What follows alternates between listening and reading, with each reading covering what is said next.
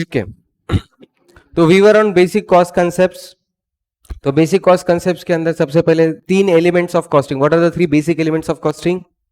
Material, labour, overhead. ये basic तीन elements of costing है। फिर उसके बाद मटेरियल के दो पार्ट्स है, कौन से?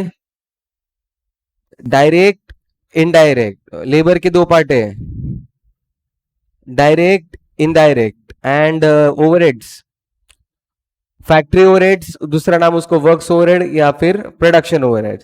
फिर उसके बाद आता है दूसरे टाइप का एडमिनिस्ट्रेटिव ओवरहेड्स। एडमिनिस्ट्रेटिव ओवरहेड्स के दो पार्ट है, कौन से?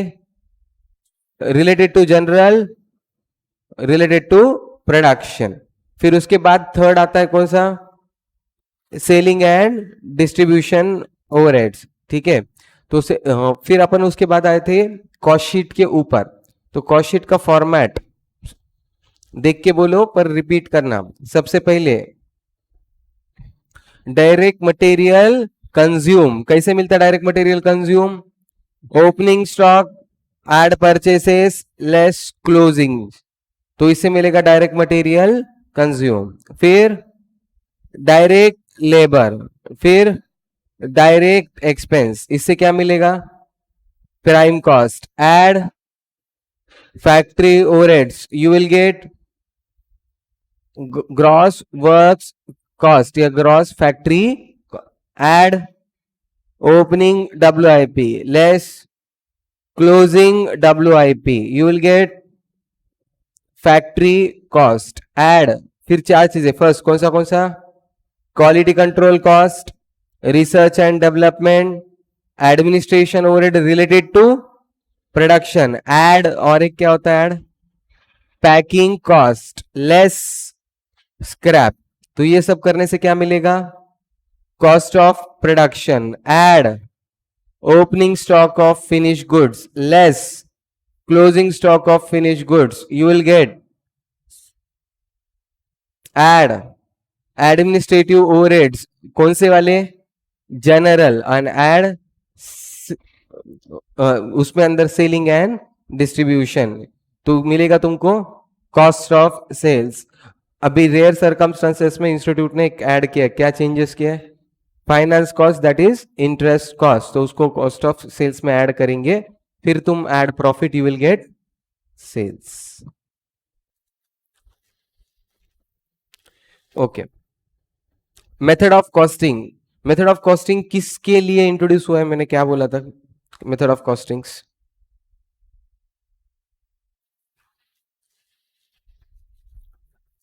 कौन से थे method of costings? Job costing, batch costing, contract costing, process costing, unit costing, ये सब थे ना। हाँ, तो क्या था इसका मेन पर्पस?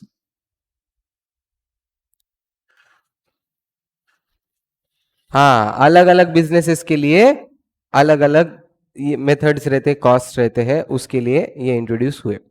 ओके, फिर उसके बाद टेक्निक्स ऑफ कॉस्टिंग पे आएंगे अपन। अभी किधर है टेक्निक्स? हाँ, techniques of costing, page number 5 पे।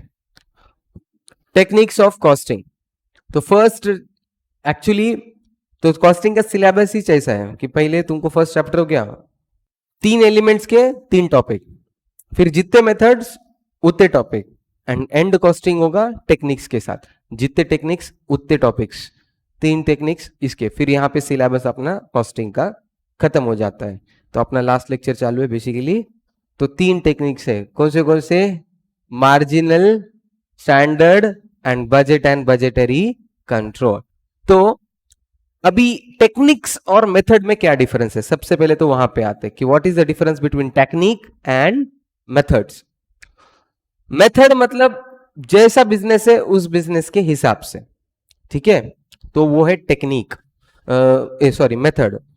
से फॉर एग्जांपल कोको कोला के लिए क्या एग्जांपल दिया था मैंने? कोको कोला कौन से मेथड में आता है? प्रोसेस कॉस्टिंग में इंटीरियर डेकोरेटर, जॉब कॉस्टिंग में आता है कंस्ट्रक्शन, कॉन्ट्रैक्ट कॉस्टिंग में आता है कोल,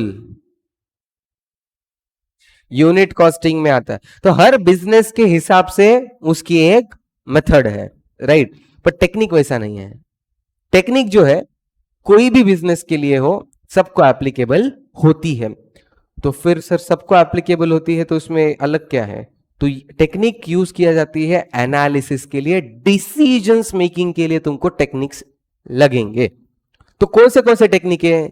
फर्स्ट है मार्जिनल कॉस्टिंग, ये तुमने इकोनॉमिक्स में भी पढ़ा। मार्जिनल कॉस्टिंग, जैसे ही आउटपुट बढ़ा, जैसे ही आउटपुट बढ़ गया, उस हिसाब से क्या बोल सकते हैं, तुम्हारा कॉस्टिंग भी बढ़ेगा। अगर एक यूनिट से मार्जिनल, एक यूनिट से आउटपुट बढ़ा, एक यूनिट से आउटपुट बढ़ा, तो कॉस्ट कौन सी कॉस्ट बढ़ती है? एक्चुअली कॉस्ट होते हैं दो, एक होता है वेरिएबल, दूसरा होता है फिक्स्ड। तो एक यूनिट बढ़ने से कौन सी कॉस्ट बढ़ेगी? गुड, वेरिएबल कॉस्ट बढ़ेगी। तो वो वेरिएबल कॉस्ट, तो वेरिएबल कॉस्ट को दूसरा नाम क्या है? Marginal costing. तो ये मार्जिनल कॉस्टिंग वेरिएबल कॉस्ट का नाम है। तो अलग से क्यों पढ़ना है? क्योंकि बहुत सारे डिसीजन मुझे वेरिएबल कॉस्ट बेसिस पे लेने पड़ते हैं, ना कि टोटल कॉस्ट बेसिस पे। जैसे कि से for example, just for an example, एक टूर ऑपरेटर है, ओके एक टूर ऑपरेटर है, वो टूर मैनेज कर रहा है। ये मैं रियल लाइफ से सीखा। तो मम्मी पापा वगैरह सब रिलेटिव्स वगैरह है ना, बोल दिया अभी बहुत पाप कर ली जिंदगी में, थोड़ा पुण्य कमाते हैं, तो 2 धाम यात्रा को निकल गए ये लोग। तो अपने इसमें थोड़ा फेमस है कि इधर थोड़े करके आते। तो वो जो टूर ऑपरेटर था वो ट्रेन से लेके जा रहा था, 1 महीने की टूर थी, नॉर्थ इंडिया, कोई टूरिस्ट प्लेसेस नहीं, सब भगवान भगवान करके आएंगे ये लोग। तो अरे वाह, भगवान गुस्सा हो गए। हाँ, ओके, नहीं जाना चाहिए, सबने जाना चाहिए। ओके, तो सब मासी मासा जी सब बुकिंग कर लिए। सब बुकिंग करने के बाद है ना, दादा दादी को पूछे थे पहले कि आ रहे क्या? दादा दादी बोले नहीं आते। अभी सपोज टूर 4 दिन के बाद निकलने वाली है, अभी दादा दादी बोले हमको भी आना है। अभी उनको भी आना है, तो फिर अभी क्या है, उनको मना थोड़ी कर सकते हैं। तो गए टूर ऑपरेटर के पास, क्या कॉस्ट, मतलब कॉस्टिंग उसने कुछ 40 या 50 हजार का पर सीट लिया था सबका ऑलरेडी। तो अभी उसको पूछने को गए कि क्या मतलब टूर का क्या कॉस्ट लेगा। अब वो शाना निकला, मैं और पापा गए थे पूछने को। अब वो बोल दिया कि एंड मोमेंट पे आ रहे तुम्हारे लिए 60,000, मतलब हमारा 40-45 कुछ तो था, तो अभी एंड मोमेंट पे आया बोल के तुमको 60,000। तो मैं 2 मिनट सोचा, मैं बोला महान इंसान, उल्टा हम एंड मोमेंट पे बोल के तुमको कम देना चाहिए। तो बोला नहीं। मैं बोला देखो, अभी तुम ट्रेन की बोगी, वो जो वैगन रहता ट्रेन का डब्बा, एक डब्बे में कितने रहते हैं? 72 सीट्स रहते हैं, बराबर है। तो उसने वो पूरा डब्बा बुक किया है। मैं बोला देखो, तुम एंड मोमेंट पे मेरे दादा दादी को ले रहे, मतलब तुम्हारे पास सीट तो है, अभी झूठ नहीं बोलना। तू ले रहा मतलब सीट तो है अवेलेबल। अब मेरे को बता, अगर हम नहीं आएंगे तो वो सीट तो खाली जाएंगी। और 4 दिन में कौन 1 महीने की छुट्टी प्लान करता है? अभी 4 दिन का तो टूर है, वो भी 1 महीने की है, वो तो तू खाली छोड़ेगा, तेरे को तो 1 रुपया नहीं आने वाला है। अगर मेरे दादा दादी आए तो क्या खर्चा पड़ेगा तेरा? खाने पीने का, देखो खाने पीने का और टिकट वगैरह ये तो सब बल्क में होते हैं, जो भी है रूम वगैरह ये सब किस में होता है? बल्क बुकिंग होती है, क्योंकि पूरे टूर ऑपरेटर कर रहा वो। अल्लाह सीट तो खाली जा रहे, तेरा एडिशनल खर्चा क्या है? सिर्फ खाना पीना है और थोड़ा बहुत ही पकड़ ले, तो कितना रहेगा? खाना पीना खा के कितना खाएंगे? मेरे दादा दादा के देख बोला, तो 5-10 हजार रुपए तेरा खर्चा है, 10,000 तेरा प्रॉफिट, 20,000 में दे रहा, क्या बोल? तो 60,000 कोट किया। मैं बोला 20,000 के ऊपर मैं 1 रुपया नहीं देता तेरे को, क्योंकि एंड मोमेंट पे सीट तो खाली जा रही, तू सोच। वो बोले सर ऐसा नहीं रहता, एंड मोमेंट पे तो एक्स्ट्रा देना पड़ता। बोला ठीक है, नो प्रॉब्लम। पापा को बोला चलो निकलो। तो एक दिन के दोनों फोन करा, ठीक है 20,000 में दे दो। तो ये मार्जिनल कॉस्टिंग है। एडिशनल कॉस्ट, भाई वो 2 लोग चढ़ रहे तो तुझे क्या कॉस्ट है? जब अपने को उसकी नस पाता है कि उसका क्या खर्चा है, तो अपन बराबर खेल सकते, तो दैट इज मार्जिनल कॉस्टिंग। कि भाई एक आधा यूनिट बढ़ने से क्या कॉस्ट बढ़ती है, उस हिसाब से तुमने प्राइसिंग करनी चाहिए। तो ये मार्जिनल कॉस्टिंग डिसीजन मेकिंग में काम आता है। ऐसे ही एक एग्जांपल, से फॉर एग्जांपल तुम्हारा एक मैन्युफैक्चरिंग प्लांट है, क्या बनाते तुम? एक आधा मैन्युफैक्चरिंग प्रोडक्ट बोलो। ओके, वाटर बॉटल, ठीक है। वाटर बॉटल जो स्कूल में लेके जाते थे ना, इधर गले में पट्टा डाल के, तो सपोज वाटर बॉटल बना रहे तुम, और तुम्हारी वाटर बॉटल है सपोज 100 रुपए की। ओके, अच्छा खासा धंधा चल रहा तुम्हारा, सेट है, मस्त चालू है सब, मैन्युफैक्चर कर रहे, सब वो बेचना सब सब चालू था। अभी क्या हुआ कि सपोज तुम्हारा मशीन की कैपेसिटी है 1000 बॉटल्स बनाना, तुम फिलहाल 800 बॉटल बना रहे, 800 बॉटल बना के बेच रहे, सब मस्त से चल रहा, 100 रुपए का मार्केट में 100 रुपए में बिक रहा, और तुम्हारा इतना ब्रांडिंग हो गया, इतना नाम फेमस हो गया कि एक दो बाहर के लोग हैं कि तुम्हारा अच्छा बॉटल क्वालिटी है, हमको 100 बॉटल और होना, तुम हमको क्या प्राइस कोट करते हैं, वो 40-50 रुपए कोट कर दिया सामने वाले ने, तुम्हारा ब्रांडिंग है, तुम्हारा माल बना वाला पूरा बिक जाता, तुम उसका सुनना चाहिए नहीं सुनना चाहिए? हाँ, तो ये question mark marginal costing solve करता है। वो क्या बोलता है, तुम्हारे फिलहाल 800 प्रोडक्शन चल रहा था, 800 माल बिक भी रहा था, बराबर 800 प्रोडक्शन हो रहा, 800 बिक भी जा रहा, मतलब तुम्हारा तो कोई प्रॉब्लम नहीं। बट वो जो 200 है कैपेसिटी, मशीन की कैपेसिटी 200 वेस्ट हो रही है। तुमने क्या सोचना चाहिए पता है, कि अगर 200 मैंने बनाया तो मुझे एक्स्ट्रा क्या कॉस्ट है, और इस एक्स्ट्रा कॉस्ट से ज्यादा वो दे रहा क्या? लॉजिकल। सपोज 800 बॉटल बना रहा, वो सब छोड़ दो, 200 एक्स्ट्रा बॉटल बनाए तुम, तो तुमको खर्चा कितना है? सपोज 10 रुपए खर्चा है, क्योंकि बाकी सबके लिए तो लेबर तो वैसे ही प्रेजेंट है, मशीन तो वैसे ही है, सब कुछ तो वैसे का वैसा है, सिर्फ थोड़ा एक्स्ट्रा करना है प्रोडक्शन, उसके लिए तुमको कितना खर्चा रहा? सपोज 10 रुपए पर बॉटल, और वो कितना मांग रहा? 40 रुपए। देना चाहिए कि नहीं? तो ये है एक्सपोर्ट ऑर्डर का डिसीजन मेकिंग। अगर एक आधी कंपनी है और उनको एक्सपोर्ट का ऑर्डर आता है, तो उन्होंने ऐसी सोच रखनी चाहिए, क्योंकि जब तुम एक्सपोर्ट्स कर रहे हो तो तुमको कंपटीशन इधर उधर की नहीं है, ऑल ओवर वर्ल्ड की कंपटीशन है। जब वर्ल्ड के कंपटीशन में आना है तो प्राइसेस कम रखने पड़ते, तो प्राइसेस कम कैसे रखना? इस तरीके से कि तुमने सोचना चाहिए कि मेरा डोमेस्टिक मार्केट में माल कटने के बाद कितनी कैपेसिटी पेंडिंग है, और उस पेंडिंग कैपेसिटी को मैं किस तरीके से यूटिलाइज करूं, तब जाके मैं उनको कंपटीशन दे सकता। ये नहीं सोचना कि तो मार्केट में तो 100 रुपए में बेच रहा, ये 40 रुपए मांग रहा, दू की नहीं। तो ये तुम्हारा डिसीजन मेकिंग किस पे होना चाहिए?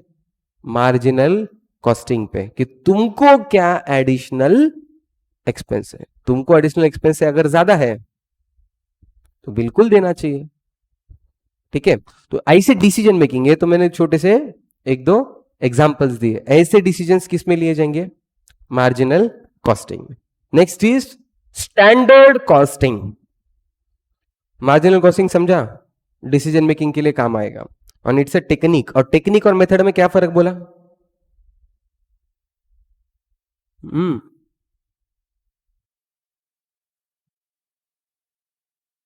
हम्म हाँ, मेथड से स्पेसिफिक बिजनेस के लिए, और टेक्निक सब बिजनेस के लिए। जब स्टार्टिंग के पेजेस पे लिख दो, बाद में तुम सब भूल जाते।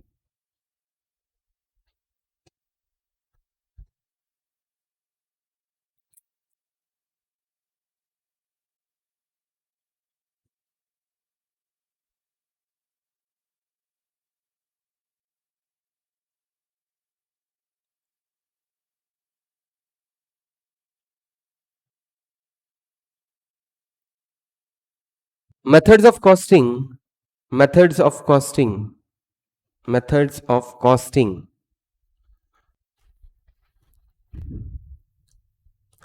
are for specific business.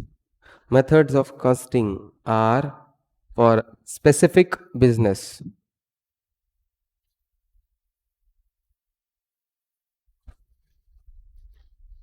Example,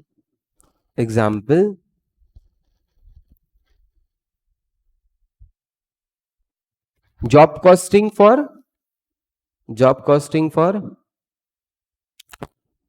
interior decorator, interior decorator,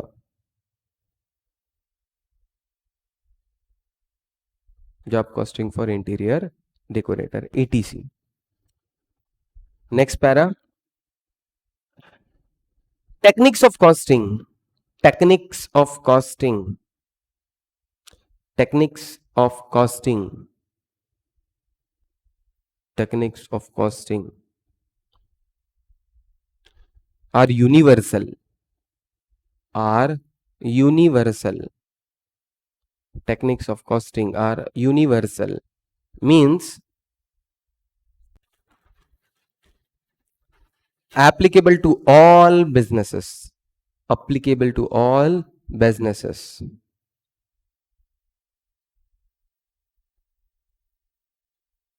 applicable to all businesses.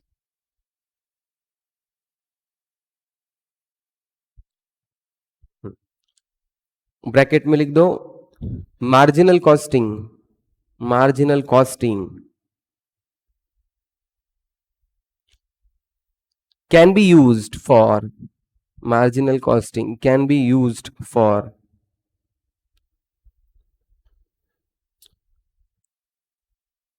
construction business, comma, steel business, steel business,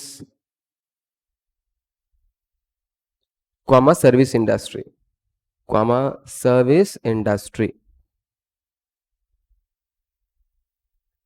etc. Bracket close. हाँ, तो methods individual business wise, techniques सबके लिए.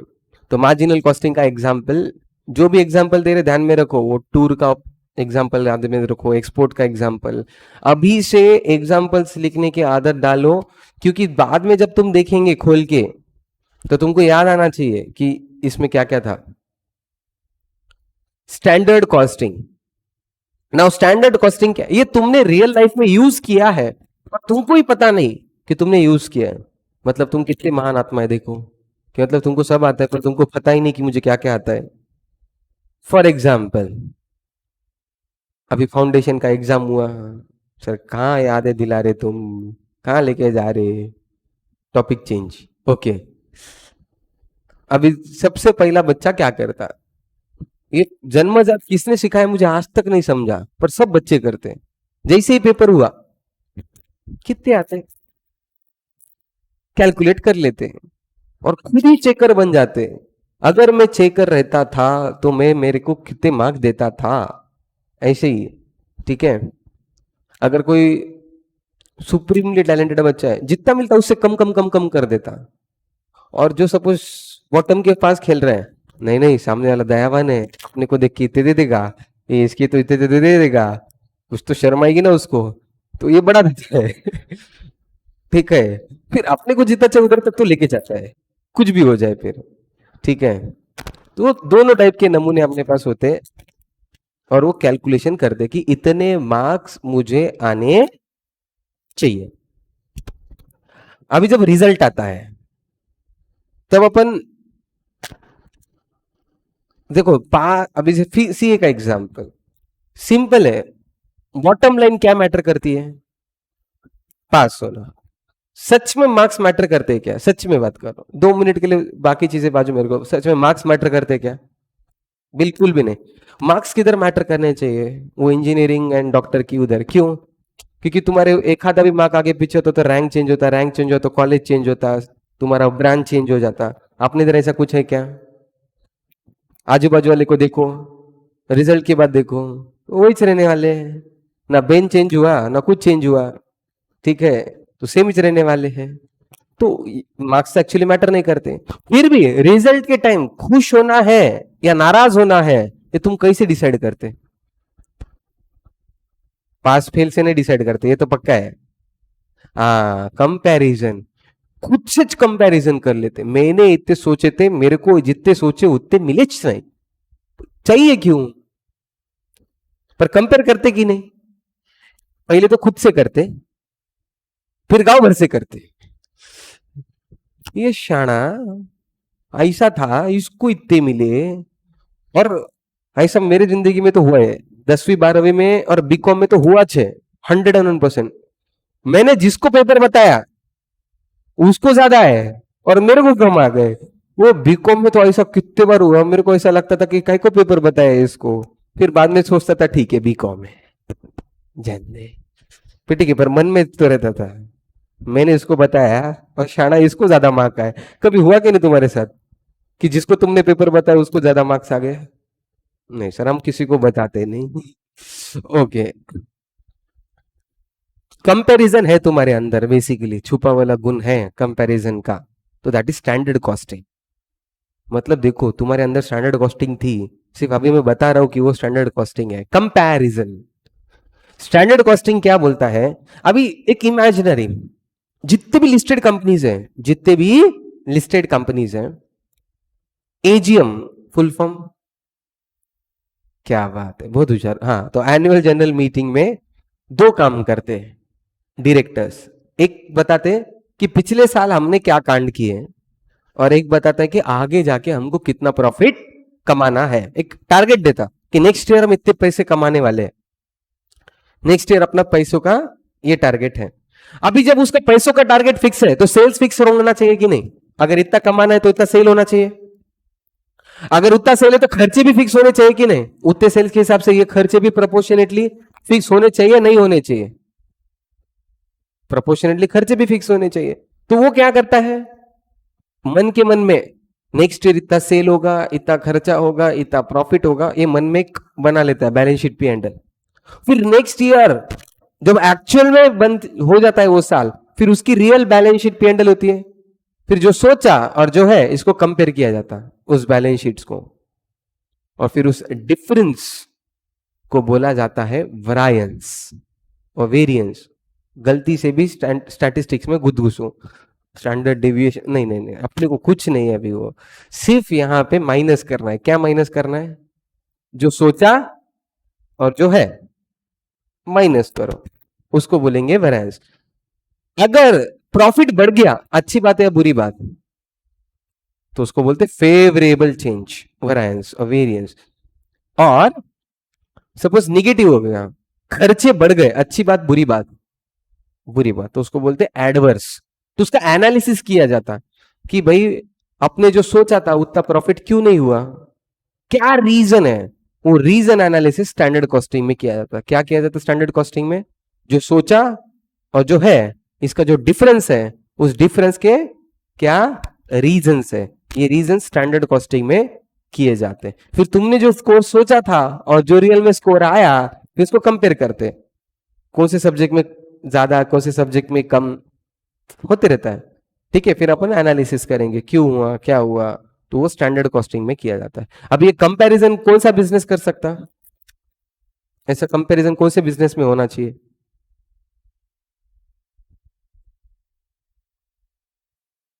कपड़े के बिजनेस में होना चाहिए सर ऐसा एनालिसिस। और एवरी बिजनेस में होना चाहिए, हर एक बिजनेसमैन ने कंपेयर करना कि नहीं? ऑब्वियसली, इसके लिए ये टेक्निक है, क्योंकि ये तो कोई भी यूज कर सकता है। तो स्टैंडर्ड कॉस्टिंग, कंपैरिजन करना। Budget and budgetary control, budget and budgetary control, एक बजट बनाओ उस हिसाब से कंट्रोल करो। सपोज 2-3 महीने के बाद एग्जाम है, प्लान कैसे बनता अपना? इतने दिन में ये सब्जेक्ट खत्म, उतने रीडिंग खत्म, सब खत्म, बजट सब बनाते हैं। उस हिसाब से कुछ होता क्या? नहीं, करने की बहुत कोशिश करते सर, पर ये नींद सुधरने ही नहीं देती हमको। हाँ, ठीक है, तो वो बोलते बजट। तो अपना बजट है कि 2 महीने में फर्स्ट रीडिंग कंप्लीट करना, ठीक है, 15 दिन में फर्स्ट रिवीजन, 7 दिन में थर्ड रिवीजन, 4 दिन में फोर्थ रिवीजन, कुछ भी हो, एक अपना बजट रहता है। ठीक है, तो वो बजट बिजनेस में भी होता है। हर बिजनेस को एक बजट तो बनाना पड़ेगा कि इस साल इसमें इतना खर्चा करना चाहिए। जैसा इंडिया का बजट आता क्या, किसी को पता है ये बजट कब डिक्लेयर होता है? फेब्रुवरी में। कब? फर्स्ट वीक या लास्ट वीक? यस। तो इंडिया का मस्त चालू था। जनरली फरवरी लास्ट वीक में होता था और दो बजट आते थे, रेलवे एंड अदर। जब से मोदी जी गवर्नमेंट आ गए तो दो का एक कर दिए। फरवरी लास्ट से फरवरी फर्स्ट वीक में शिफ्ट हो गया। तो इंडिया का भी बजट आता है, उस बजट में डिसाइड होता है कि किस पे कितना खर्चा करना चाहिए। ठीक है, हेल्थ पे कितना करना चाहिए, एजुकेशन पे कितना करना चाहिए, इंफ्रास्ट्रक्चर पे कितना करना चाहिए, करप्ट सॉरी बाकी चीजों में कितना करना चाहिए। ये सब चीजों का एक डिसीजन पहले से लिया जाता है और वो बजट में डिस्कस होता है कि इसमें से इतना कमाना है और इसमें से इतना खर्चा करना है। तो budget and budgetary control. Okay, technique समझ में आ गए? ओके ओके, कुछ वर्ड्स बोल रहा हूं, तुमको क्या लगता है वो वर्ड्स का मीनिंग तुम बताना। ठीक है, कॉस्ट प्राइस एंड वैल्यू तीनों सेम है क्या? सबसे पहले तो cost price and value, difference क्या है बताओ? What is the difference between cost price and value? हाँ, ओके, कॉस्ट मतलब खर्चा, हाँ। प्राइस में प्रॉफिट भी इंक्लूडेड रहता है, वैल्यू, हाँ। और प्राइस में क्या फर्क है फिर? और वैल्यू में प्रॉफिट रहता कि नहीं रहता? तो दोनों में क्या फर्क है?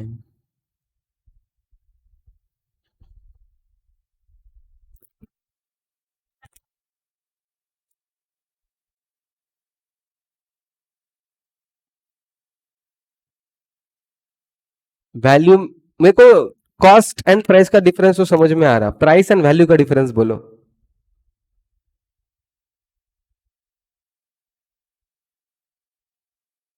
वैल्यू एक्सचेंज करना है, और मुझे एक्सचेंज ही नहीं करना है मतलब वैल्यू नहीं निकलेगी।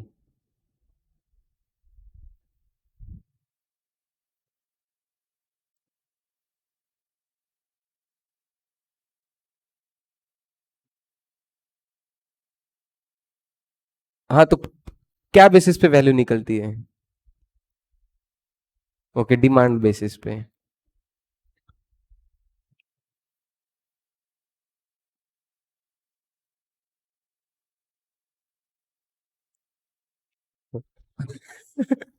ये तो लाइक ही पे चला गया डायरेक्ट। Okay, understand.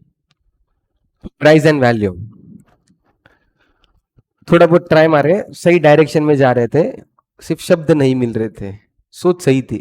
हाँ, वैल्यू क्या होती है? प्राइस सेलर डिसाइड करता है और वैल्यू बायर के एंगल से होती है। देखो, वैल्यू तुम्हारे लिए है ना, वो भले 100 रुपए की चीज है, पर उसके लिए से फॉर एग्जाम्पल मैं बोल रहा हूं कि एरोप्लेन का जो फ्यूल होता है पेट्रोल, मार्केट में 800 रुपए, मेरे पास 400 रुपए, ले लो। तुम क्या बोलेंगे सर उसका करना क्या है? ठीक है, तुमको उसका क्या है, शेकोटी के अलावा तो तुमको कुछ होता नहीं, शेकोटी तो तुम्हारे केरोसिन में भी हो जाती है। तो भले ही वो एरोप्लेन का पेट्रोल है, तुम्हारे लिए उसका कुछ वैल्यू है क्या? नहीं, क्योंकि value is decided by the buyer and selling price is decided by seller. और वैल्यू एक ऐसी चीज है, एक ऐसा कॉन्सेप्ट है जो टाइम के साथ एंड प्लेस के साथ दोनों के साथ चेंज होता है। फॉर एग्जाम्पल पानी की बोतल, ठीक है, पानी की बोतल दुकान के अंदर 12 रुपए में मिलेगी, 15 रुपए मिलेंगी, वही ट्रेन में चढ़ो 20 रुपए में हो जाती है। और एक आधे अम्यूजमेंट पार्क में चले जाओ 50 रुपए में भी हो जाती है। और तब तुमको लेना, रेगिस्तान में अगर कोई 50 रुपए में बेचेगा पानी बोतल, लेगा कि नहीं? ले लेगा सर, 50 क्या 100 रुपए में भी लेगा, क्योंकि प्लेस चेंज हो गई, वैल्यू चेंज हो गई, टाइम टू टाइम भी चेंज होती है। से for example imagine the situation, again एक डरावना सपना बता रहा मैं। सपोज तुम इंटर का पेपर लिख रहे हैं, पूरे सातों पेपर इतने बेस्ट गए कि तुमने सोचे नहीं थे इतने गए, और लास्ट का पेपर चालू है, ठीक है, और तुम्हारे नसीब तो देखो, आधे घंटे पहले तुम्हारी पेन खराब हो गई और आगे के क्वेश्चन तुमको आते, पूरे परफेक्ट आते, और पेन तभी खराब हो गई, चल रही नहीं, देखे ले एक्स्ट्रा लाई नहीं, अभी पीछे वाले को पेन मांग रहे, ठीक है, और उसके पास है सेलो ग्रिपर, ठीक है। वो पेन कितने रुपए में आती, मेरे ख्याल से 10 रुपए, 5 रुपए में आती सेल, ठीक है, 5 रुपए की पेन है वो। अब उसको बोल रहे कि पेन चाहिए, वो बोल रहा मैं दूंगा नहीं, पैसे दे रहा क्या, तो बोलते ठीक है 5 रुपए, 5 रुपए नहीं 50 रुपए। अभी आधे घंटे के पहले तुम्हारा पेपर में, तुम देंगे कि नहीं 50 रुपए 5 रुपए के पेन के लिए, देंगे कि नहीं देंगे। देखो मतलब पेन 5 रुपए की है, पर आधे घंटे पहले उसकी वैल्यू क्या हो गई, 50 रुपए। अभी सपोज जैसे ही पेपर खत्म हो गए, 8 पेपर खत्म हो गए, उसके पास पेन है, वो बोल रहा है 5 रुपए की पेन 4 रुपए में है। अब वो सीए फाइनल का एग्जाम है, और सीए फाइनल का लास्ट पेपर खत्म हो गया, सब कुछ हो गया, अब वो तुमको बाहर बोल रहा है, पेपर जैसे ही खत्म हुआ 8वां पेपर, ये 5 रुपए की पेन है 4 रुपए में लेंगे क्या तुम।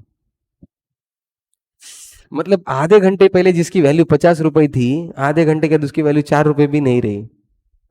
क्या है, टाइम की बात है, एकदम टाइम इज मनी, तो टाइम के हिसाब से उसका वैल्यू चेंज हुआ। इसका पर्सनल लाइफ एग्जांपल मेरे को कब आया, तो मैं आर्टिकलशिप के लिए पुणे में था, मल्टीनेशनल्स में, ऐसे करके भारी परेशान था, तो फिर प्रैक्टिस के लिए नांदेड़ में आया। आफ्टर बिकमिंग चार्टर्ड अकाउंटेंट 1 1.5 साल में इज्जत से प्रैक्टिस किया।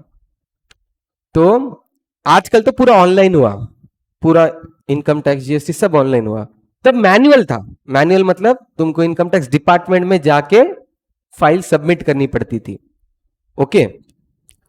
तो उस साल फर्स्ट ईयर था जब डिसाइड किया इनकम टैक्स ने कि ऑनलाइन सबमिट करना है। तो इनकम टैक्स का जो भी रिटर्न था वो सब सब बना के हो गया मेरा, वो क्लाइंट का एक था बना के हो गया। अभी बना के हो गया, अपलोड करना था, तो बीसीए पे बैठा था, सब बन गया। और बनने के बाद मैं कुछ 7 7 साढ़े 7 हुए थे, शाम रात के 12 बजे तक का टाइम है, ठीक है, 7 साढ़े 7 हुए थे, काम तो अपलोड करना है, फाइल अपलोड। तो मेरे को भूख लग गई, तो मैं सोचा ठीक है अभी घर पे जाते हैं, आराम से खाना खाते और फिर अपलोड कर देते हैं। और तब वाईफाई वगैरह तो कुछ कंसेप्ट था नहीं, वो पहले डोंगल आता था, पेन ड्राइव जैसा एक था ऐसा डोंगल, और उसको लैपटॉप को लगाना पड़ता था, और तब इंटरनेट आता था, उसके अंदर सिम कार्ड रहता था, वोडाफोन ये, तो मेरे पास वोडाफोन का वो डोंगल था।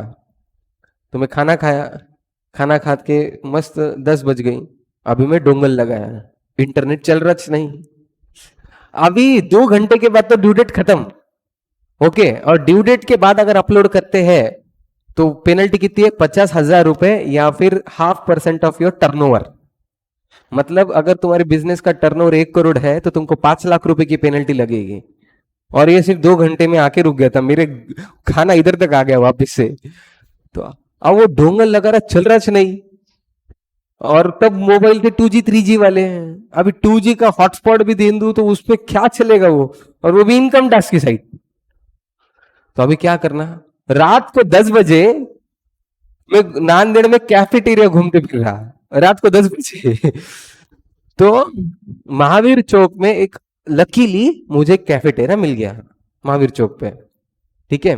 और जैसे 10:30 11:15 कुछ तो बज गए थे, जब तक मैं घूमना करना ये सब, 10:30 11:15 कुछ तो बज गए, वो शटर लगा के जा रहा था, बोला भाई भाई भाई रुक, मुझे सिर्फ 2 मिनट का काम है, इनकम टैक्स का मतलब उसको मैं बोला नहीं, मेरे को सिर्फ 2 मिनट का काम है, चालू रख दुकान।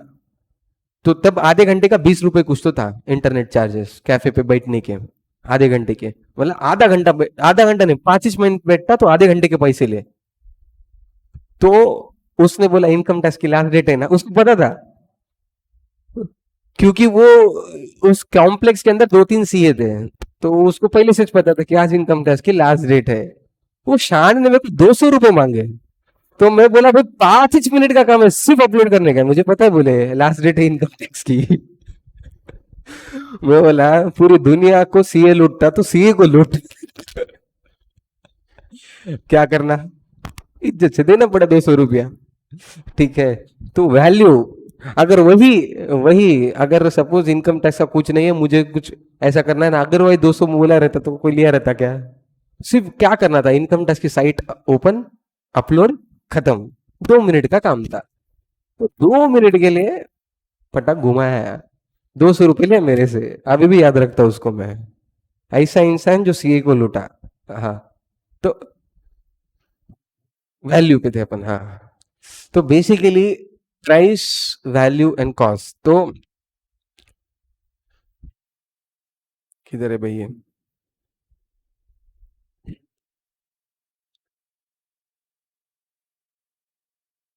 हाँ, value, price and cost, page number 7 पे। हाँ, तो पहले तो meaning, relative worth of a commodity और individual at an particular point of time. Underline करो इंडिविजुअल एंड टाइम को, ये इंडिविजुअल एंड टाइम को।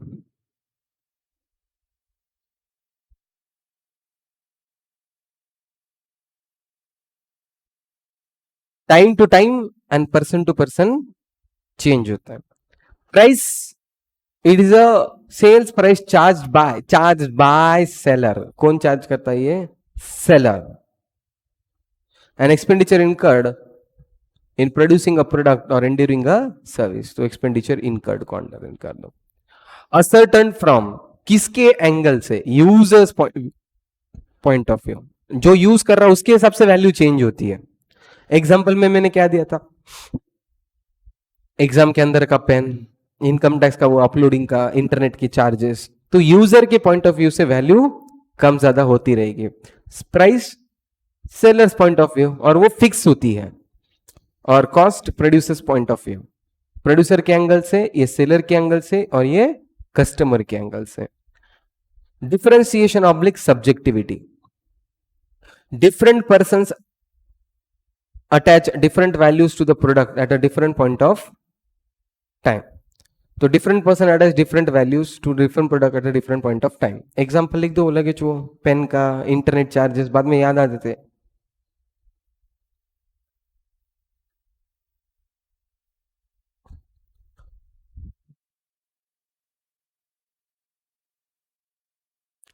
Price is policy decision by management.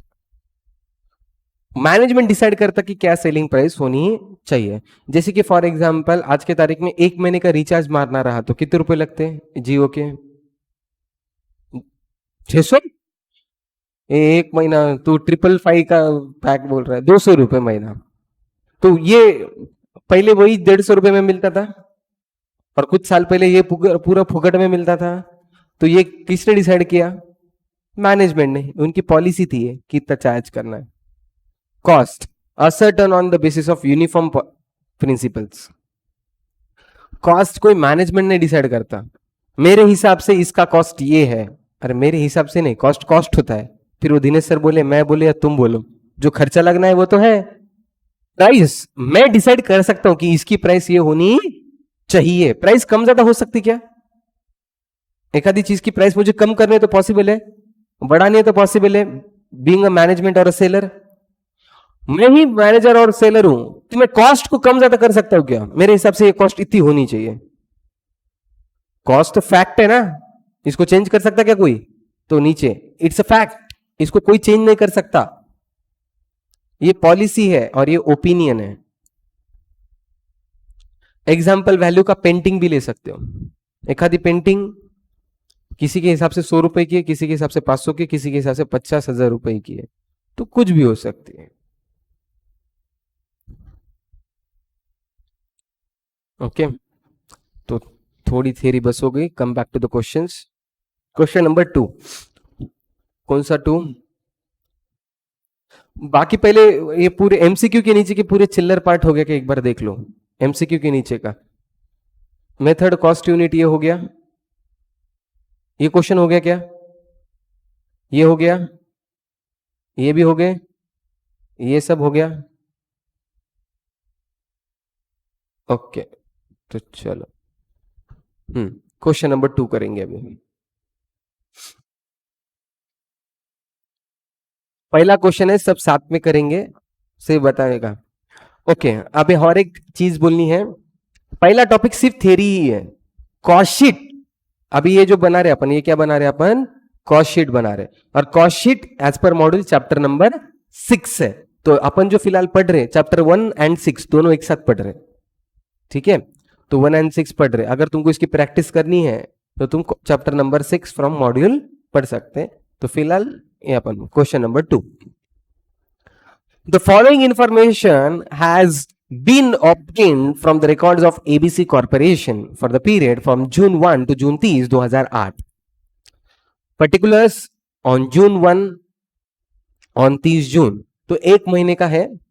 1 जून का अभी कॉस्ट ऑफ रॉ मटेरियल, ये 1 जून का 60,000 है, 30 जून का 50,000 है, तो 60,000 को क्या बोलेंगे इसको?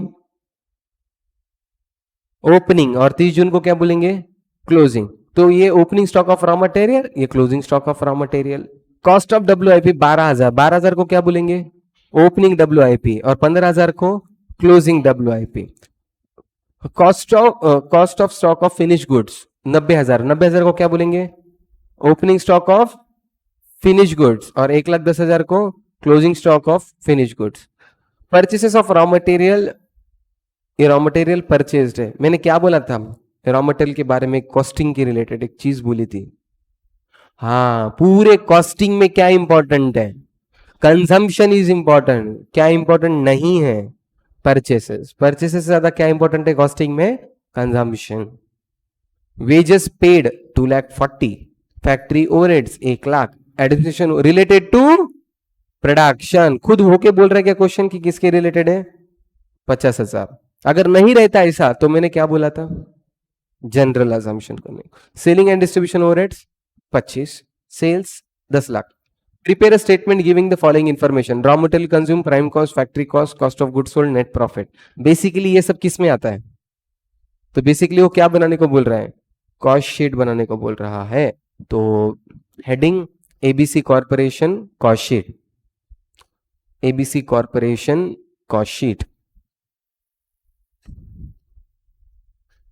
हाँ, फ्रेश पेज पे शुरुआत करो। पहला क्वेश्चन है, थोड़ा इज्जत दो।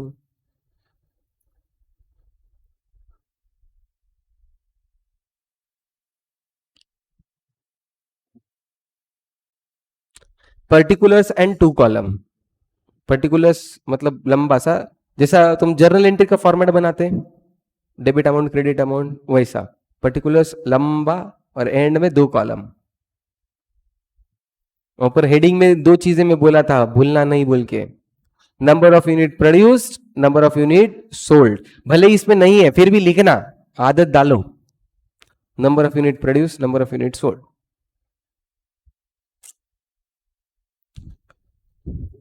Number of unit produce, number of unit sold.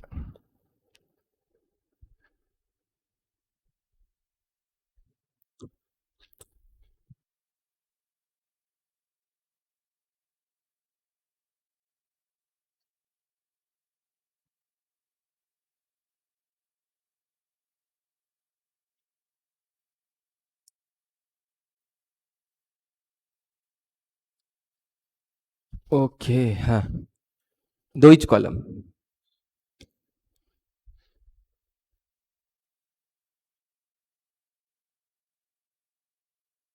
हो गया फॉर्मेट सबका?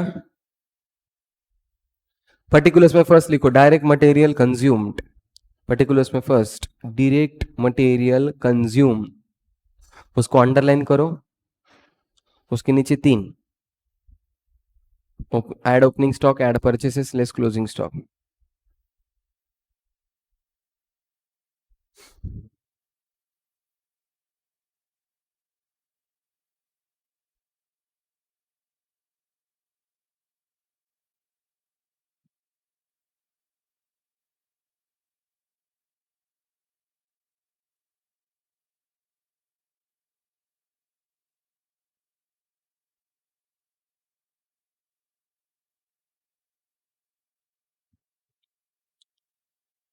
Okay,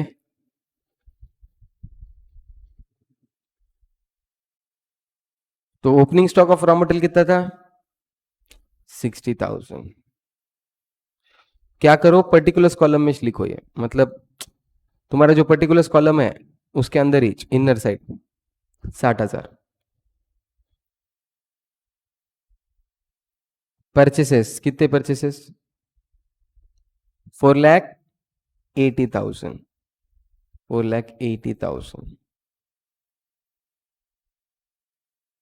less closing stock, closing stock कितना है? 50,000। रॉ मटेरियल का चाहिए। हाँ, तो ये जो इनर कॉलम है, सेकेंड कॉलम इधर का, ये वाला कॉलम, ये कॉलम में डालो, कितना आता है? 4,90,000। 4,90,000।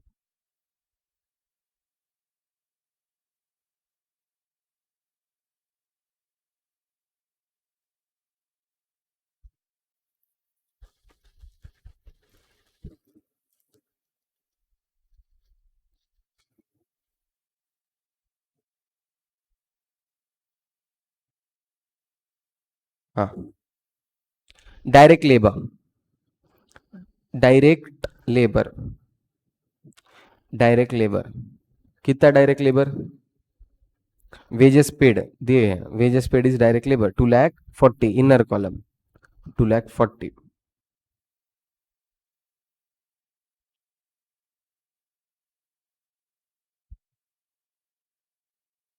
हाँ, पहला क्वेश्चन है, पूरा इज्जत से फॉर्मेट बताता हूँ, जैसे जैसे करेंगे तुमको आइडिया आ जाएगा। डायरेक्ट एक्सपेंसेस ढूंढो, है क्या कुछ डायरेक्ट एक्सपेंस दिया वाला? नहीं है, तो direct expense zero. Direct expense zero. पहला क्वेश्चन है पूरा इज्जत देने का।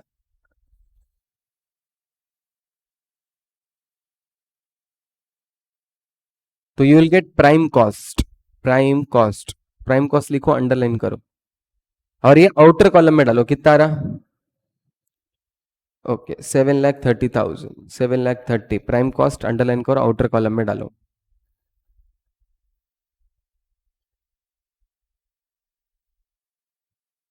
Add factory overheads. Add factory overheads.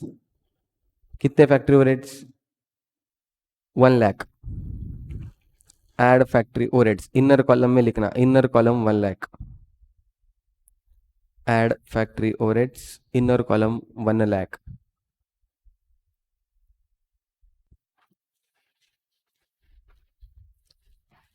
तो you will get gross factory cost. Gross factory cost.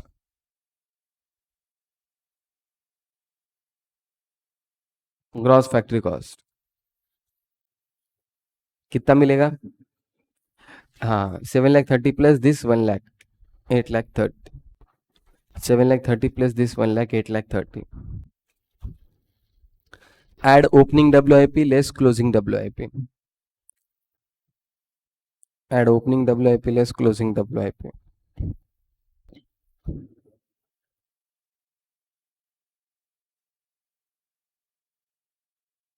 Okay, opening WIP कितनी है?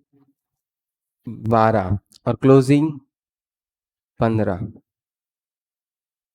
Opening 12, closing 15। क्लोजिंग निगेटिव होती है, एक तो उसको निगेटिव साइन दो, नहीं तो ब्रैकेट्स, तुमको जैसा लगा।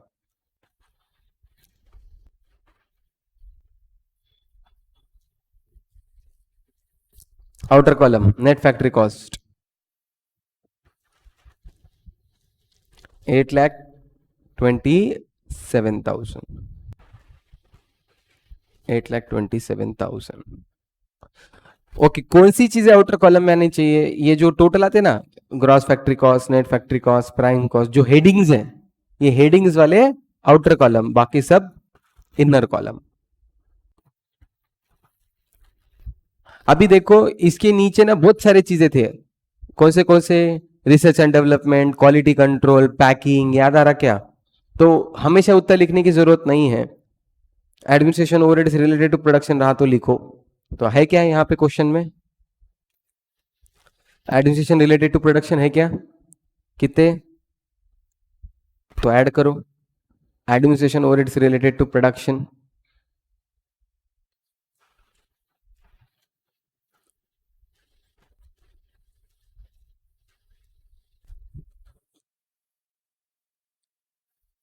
$50,000। तो you will get cost of production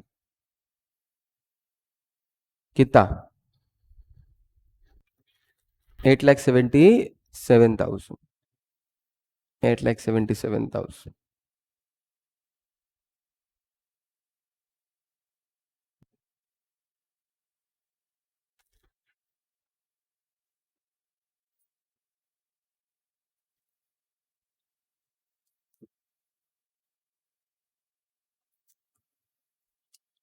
Okay. Add opening stock of finished goods less closing stock of finished goods.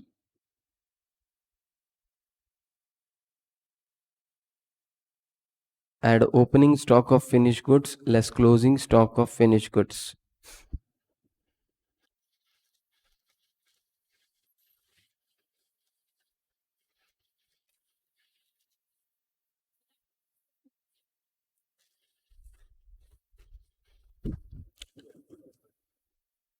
कितना कितना है बोलो?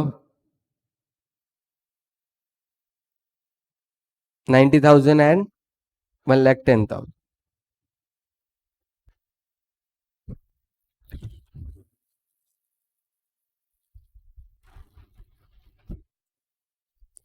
So you'll get cost of goods sold.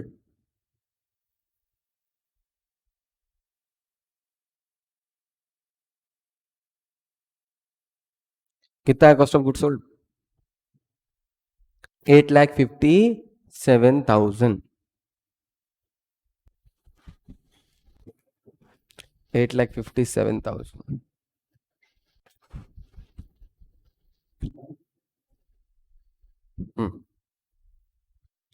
Administration related to general ऐसा कुछ दिख रहा है क्या? नहीं. तो इसके बाद क्या आता है? Selling and distribution. है क्या सेलिंग एंड डिस्ट्रीब्यूशन? कितना? 25,000. तो selling and distribution overheads. Selling and distribution overheads कितना? 25,000. तो आएगा cost of sales 8,82,000. Cost of sales 8,82,000.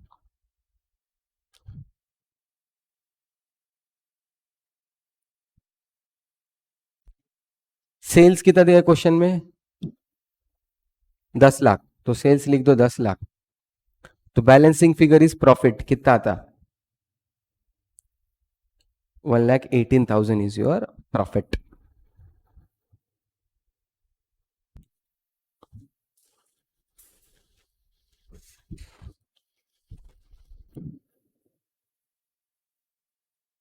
हो गया. बस ऐसे कॉस्ट बनानी की है. 10 मार्क को क्वेश्चन आता है.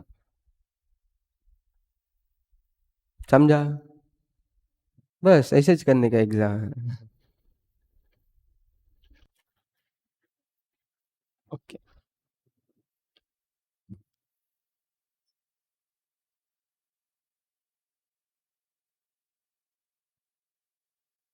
समझा? किसी को कुछ प्रॉब्लम? फॉर्मेट नंबर्स इधर से उधर लिख देने के. हाँ, एग्जाम में फॉर्मेट तुमको पता होना चाहिए बस. क्वेश्चन नंबर 1 उसके ऊपर वाला. The following data relates to the manufacturing of a standard product during the month of April. Particulars and rupees. Raw material 1,80,000, direct wages 90, machine hours worked hours 10,000, machine hour rate per hour 8.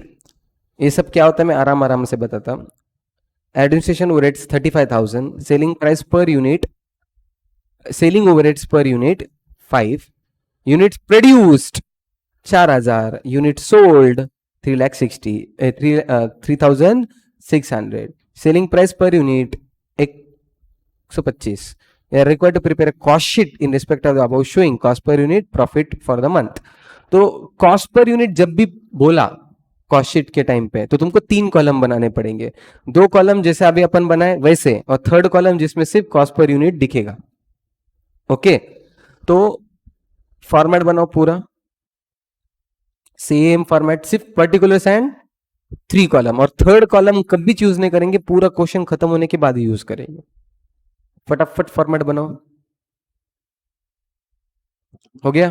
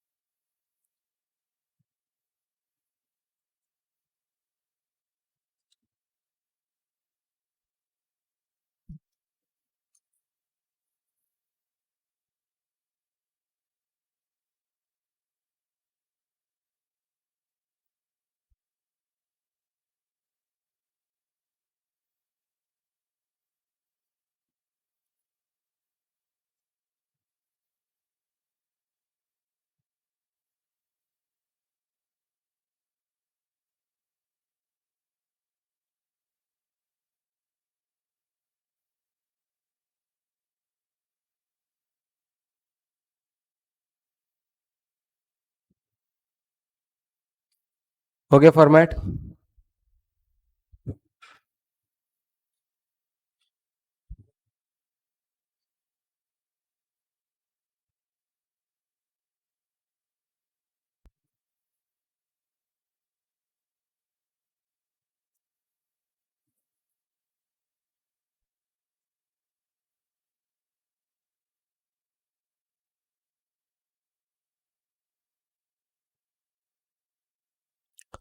Okay,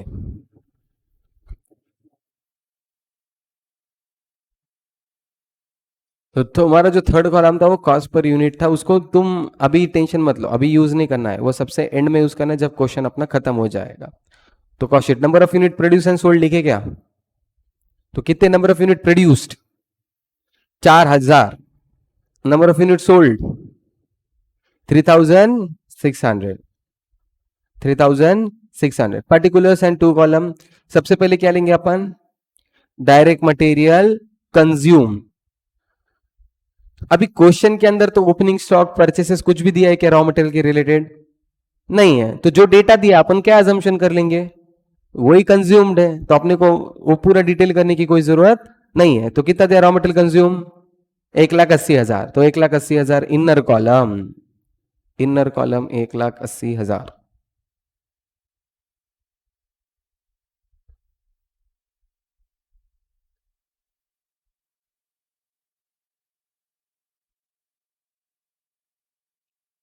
next, direct labour. Direct labour कितना दिया है? 90,000।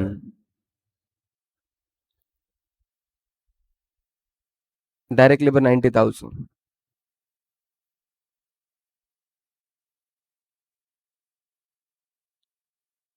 Direct expense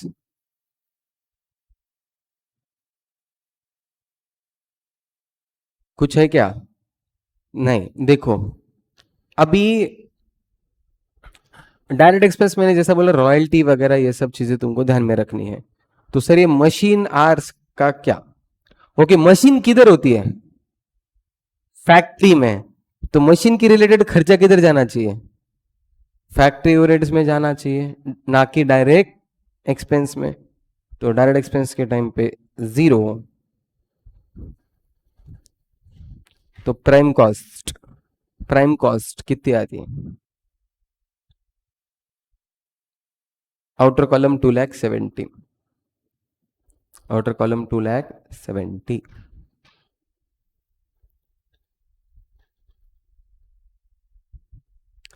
add factory overheads, add factory overheads, add factory overheads. हाँ, अभी यहां पे क्या करना पड़ेगा, ये तुमको सोचना पड़ेगा कि मशीन आर्स दिया है, कितने घंटा मशीन चली है? 10,000। और एक एक घंटा मशीन चलने का खर्चा कितना है? 8 रुपए। तो मतलब कितना खर्चा लगा? 80,000। पर ये खर्चा लगा किधर? फैक्ट्री के अंदर। मतलब मशीन, मशीन किधर होती है? फैक्ट्री के अंदर। तो ये कौन सा खर्चा है? फैक्ट्री का है। तो 10,000 इंटू 8, 80,000। कैलकुलेशन बताना जरूरी है। 10,000 इंटू 8।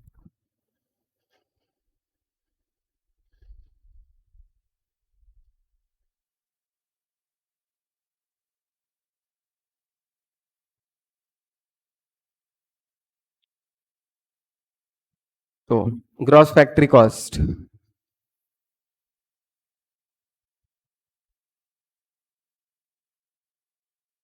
3,50,000। 3,50,000।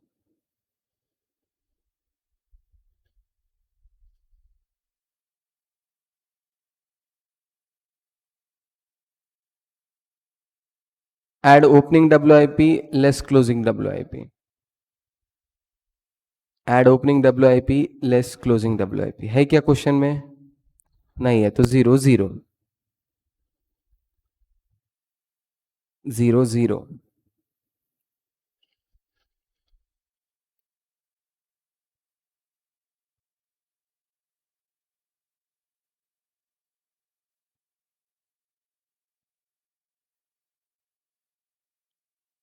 तो नेट फैक्ट्री कॉस्ट 3,50,000। तो नेट फैक्ट्री कॉस्ट 3,50,000।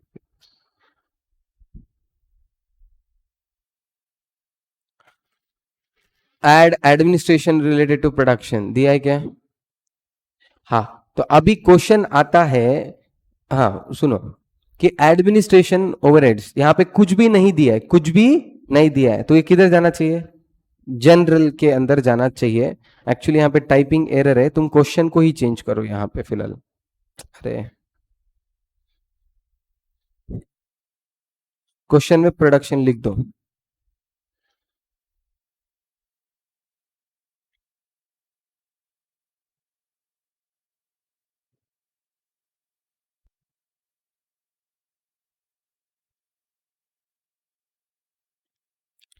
ओके, तो अभी क्वेश्चन में दिया है बोल के 35, अगर यहाँ पे प्रोडक्शन नहीं रहता तो जनरल, तो 35,000 इधर ऐड करो।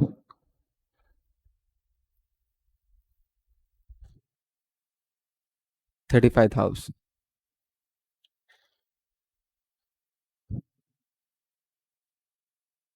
तो मिलेगा तुमको कॉस्ट ऑफ प्रोडक्शन कितना? 3,85,000। 3,85,000।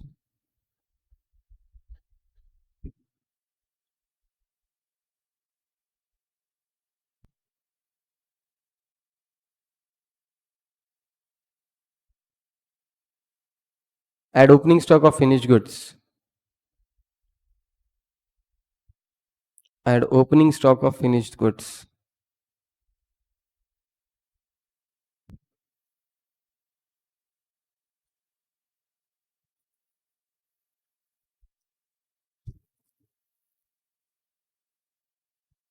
Add opening stock of finished goods less closing stock of finished goods.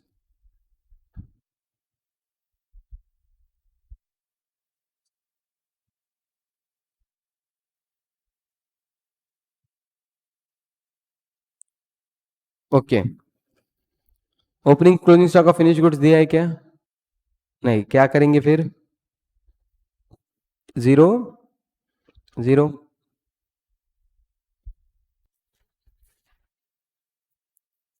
कितना है फिर कॉस्ट ऑफ गुड सोल्ड?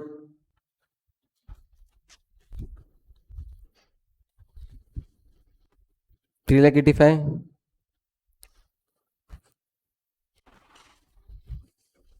हाँ, कितना प्रोड्यूस है? 4,000 प्रोड्यूस है, सोल्ड कितना है? 3,600, तो 400 गया किधर?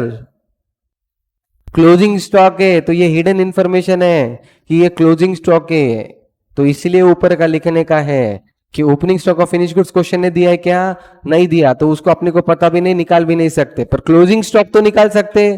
कैसे निकाल सकते? क्योंकि 4,000 प्रोड्यूस हुए, 3,600 बेचे, मतलब बचे कितने? 400, तो ये 400 का वैल्यू कितना? 400 रुपए नहीं है, वो 400 यूनिट्स है। तो कैसे करना? तो कॉस्ट ऑफ प्रोडक्शन दिया है ना 3,85,000, ये कितने यूनिट्स का प्रोडक्शन कॉस्ट है? 4,000। अगर 4,000 यूनिट का प्रोडक्शन कॉस्ट है 3,85,000, तो 400 यूनिट्स का कितना? 38,500। ये कैलकुलेशन बताना जरूरी है। कैसा बताएंगे?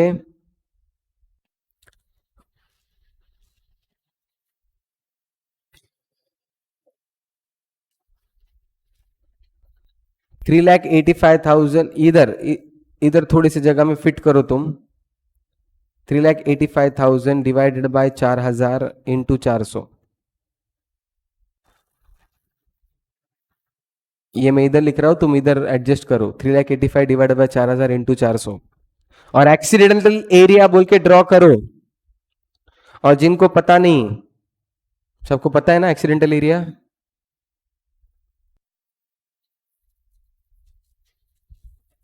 हाँ, क्या बोला था कि ऐसी चीजें जो तुम भूल जाते हो, तुमको ऐसा लगता है कि अपने को बाद में याद नहीं आने वाला है, यहाँ पे गलती होने वाली है, तो वहां पे ऐसा ए स्क्वायर बोल के ड्रॉ करके रख देना। एक्सीडेंटल एरिया भूल गए थे ना तुम, क्लोजिंग स्टॉक जीरो लिख रहे थे तुम लोग, तो ऐसी गलतियां जहां जहां पे होती है वहां पे एक्सीडेंटल एरिया ड्रॉ करके रख देना।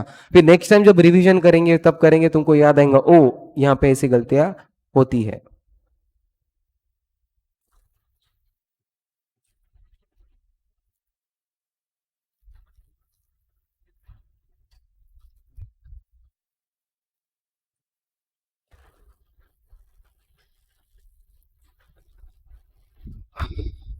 तो कितना आया cost of good sold?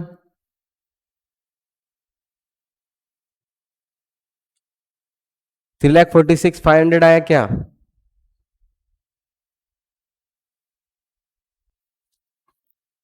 Add selling and distribution overheads, add selling and distribution overheads कितना रुपए दिया है? 5 रुपए लिखो, 5 रुपए। फिर हाँ, कितने यूनिट्स का? देखो, सेलिंग एंड डिस्ट्रीब्यूशन है, तो वो 5 रुपए पर यूनिट, 5 रुपए इंटू 4 रुपए करूं, 4,000 करूं, या 5 रुपए इंटू 3,600 करूं? क्यों? जितने सेल हुए उतने कुछ लगेगा ना, प्रोडक्शन को थोड़ी लगेगा सेलिंग, तो सेल हुए उतने को, तो 3,600 इंटू 5, तो 3,600 इंटू 5 क्या? वो नहीं, वो बाद में बोलता मैं क्या करने का है। हाँ, तो 3,600 into 5, 18,000, 18,000।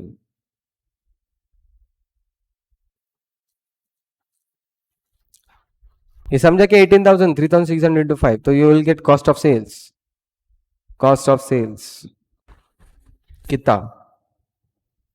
3,64,500, 3,64,500।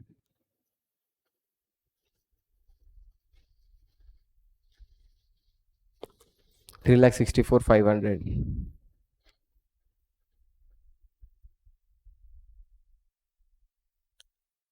Add profit, you will get sales. Add profit, you will get sales.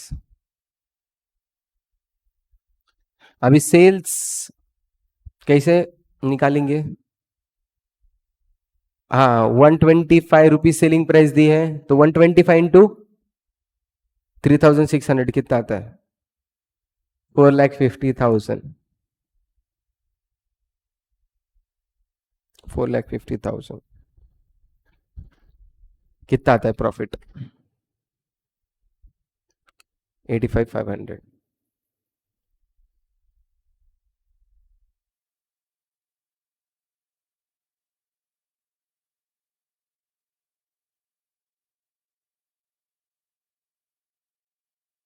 Okay, 85। तो क्वेश्चन यहाँ पे खत्म नहीं हुआ, क्वेश्चन ने क्या क्या निकालने को बोला था? प्रॉफिट फॉर द मंथ आ गया 85,500, कॉस्ट पर यूनिट, तो जाओ, ये थर्ड कॉलम मैंने ब्लैंक रखने को बोला था, तो वहां पे काम आएगा कॉस्ट पर यूनिट।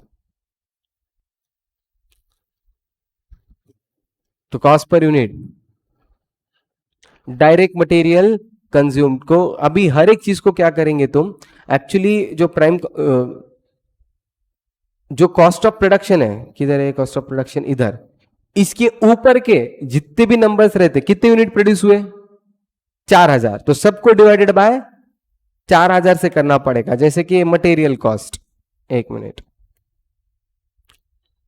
अभी मटेरियल कॉस्ट क्या करेंगे, इसको डिवाइडेड बाय 4,000 कितना आता है? 45 आया क्या? वैसे लेबर को भी डिवाइड बाय 4,000 करो, 22.5।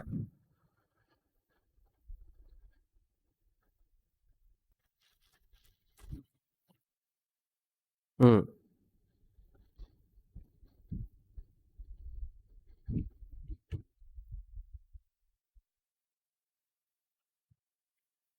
ऐसा सब इसको करते रहो।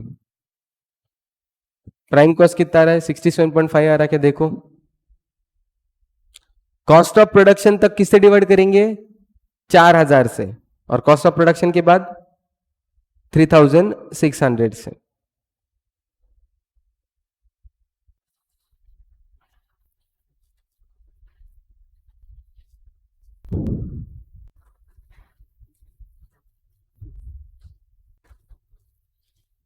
इतना आ रहा है क्या? देखो, 96.25 तक आया सबका।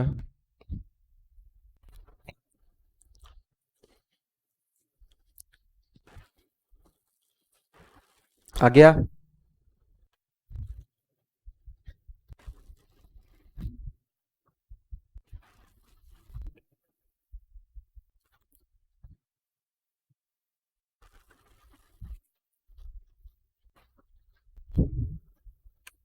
अभी इसको closing stock of finish goods को इसको कितने से डिवाइड करेंगे? इसको भी 4000 से करना पड़ेगा। हो नहीं, क्लोजिंग स्टॉक कॉस्टिज नहीं है। इसको कुछ भी मत करो, इधर कुछ भी कैलकुलेट नहीं करेंगे तो। हाँ, सेलिंग एंड डिस्ट्रीब्यूशन को इसको डिवाइडेड बाय 3600 करेंगे।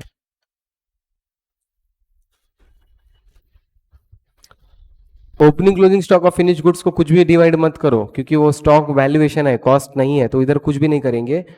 यहां से cost of goods 96.25, selling and distribution 5 आना चाहिए।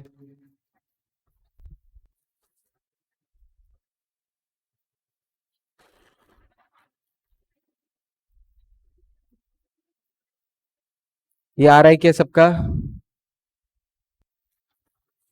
ये कॉलम क्या बता रहा? एक यूनिट के पीछे मटेरियल कितना लग रहा है, लेबर कितना लग रहा है, डायरेक्ट एक्सपेंस कितना लग रहा है, फैक्ट्री ओवरहेड्स कितने लग रहे हैं, मुझे एक यूनिट का कैलकुलेशन समझ रहा है। अगर मैं 125 रुपए में वो यूनिट बेच रहा हूं तो मुझे घर में कितने में आ रहा है वो? 101.25, 101.25 रुपीज में मुझे घर में आ रहा है। तो प्रॉफिट ऐड किया 23.75। ठीक है, झेपा? समझा? ओके, तो आज के लिए इतना ही। तो we will stop here for the day.